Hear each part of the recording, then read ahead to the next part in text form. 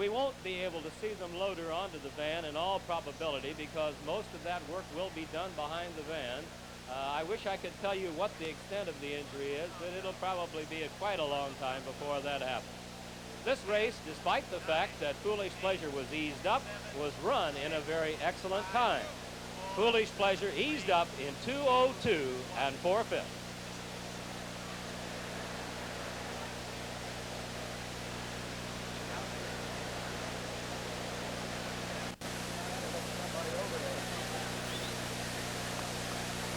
Frank Wright, stand by to make comments. All right, sir.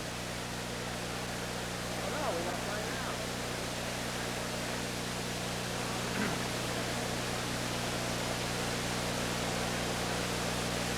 Looks like a broken leg, and that's all we know.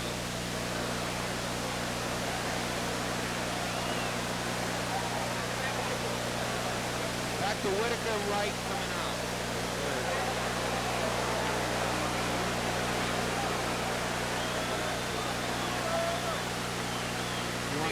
We'll look at the race delay. Who reckon takes?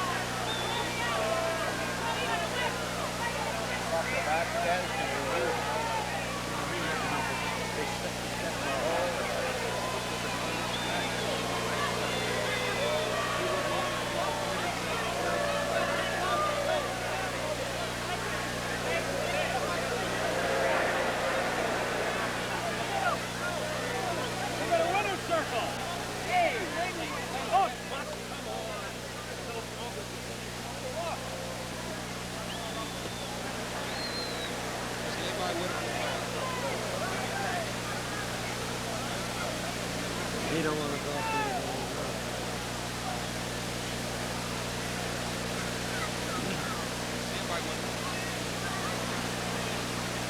Go, Jack. Little joy in this winner's circle as Foolish Pleasure now comes in, and they must go through, of course, with this because he is the winner. But I think shock and a lot of melancholy and sadness, at least until we find out the extent of the injury. Of course, that's the story, Jack, the extent. Injury, and should this injury be severe enough to mar her racing career, of course, they're hoping for breeding possibilities. A brilliant, brilliant animal like this. This is a unique ambulance, Jack. Very humane. It's kind to animals to this extent. They are loaded almost to the ground. They are lifted on by an apparatus which puts no strain at all on the injured leg. Dr. Gilman is in attendance here, the track veterinarian, and she will, of course, be immediately given first aid for shock, as in a human situation, and then the extent of injury must be noted. X-rays will be taken immediately, probably placed in a cast if there's any broken bone. Probably the worst thing that could have happened here in this marvelous test. The result of the great match race is official, and the winner, number 2, John L. Greer's Foolish Pleasure. A bay colt by What a Pleasure from Fool Me Not, bred by the Waldmar Farm. Find out somewhat, perhaps, Frank, what might have happened to her. I happened to be watching Foolish Pleasure and thought he just accelerated. He was about a half a length off her when the misstep occurred. Now they're going out of there in perfect unison. Both horses striding comfortably. They're both being urged, as you see, a little bit, but no sticks are cocked, no severe pressure put on them. She seems to be, Jack, on the right lead, as I can see from this angle. And I'm not running sure. well. And running very comfortably.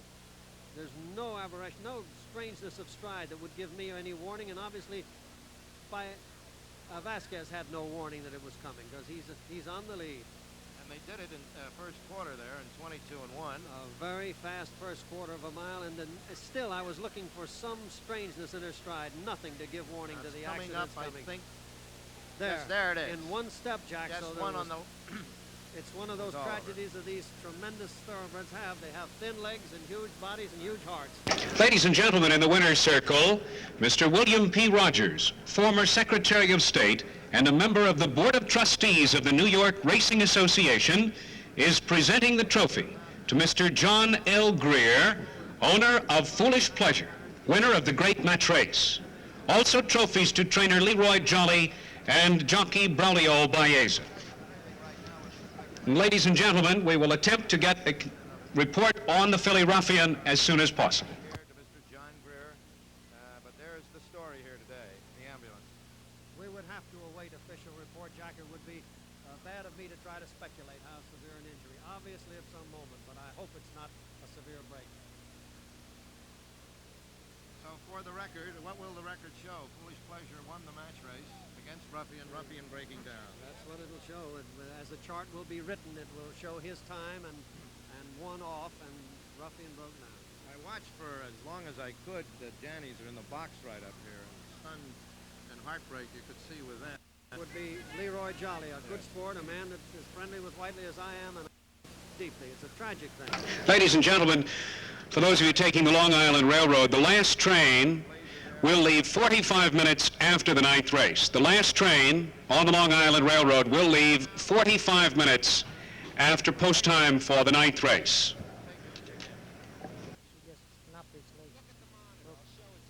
Here's the point in the race. If you walk over here with me to the monitor, we can see the point actually at which it happened. And maybe at this point you can tell me, maybe the stride even. Right there, just you can see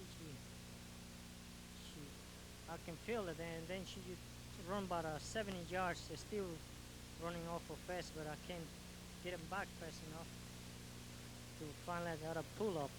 But a quarter of a mile took me to keep him on his feet. You had no warning, I suppose. It was just instant. No, it was instant. She was lucky enough to. She's a very smart horse, and she's standing his feet. Well, did you? I know it's difficult to know now. Did it look like it was serious or not? Well, look, I jump off and look awful serious. I don't feel so bad. I don't really want to look at too much. Well, I won't make you stand here and look at it any longer. And now here's Jack Whitaker. Well, I think more than we could say, more poignantly than anybody.